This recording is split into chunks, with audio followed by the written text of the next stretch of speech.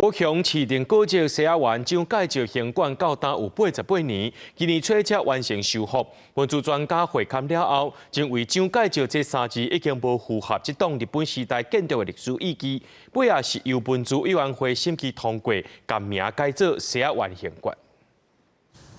伫中山大学内底，这栋日本时代建筑物西雅湾蒋介石行馆到今已经88年，不过即马行馆已经改名。顶个月26由16位高雄文资委员审议这个改名案，结果全部委员拢同意，改名改做西雅湾行馆，原名做高雄观光馆。文资中心主任表示讲，经过这几档历史调查，认为蒋介石行馆这个名甲文史意义无关系。文资委员呢，时阵在考虑这个建筑物应该对伊的属性，啊个伊的迄种故事性来，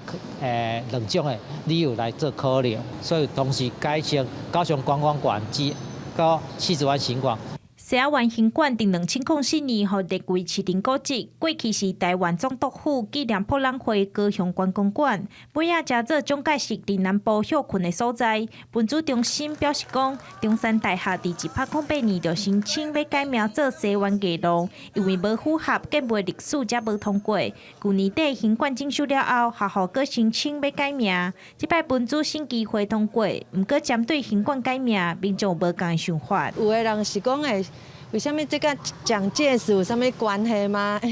所以改西雅湾，我感觉还可以啦，可以接受。对于观光来讲的话，就是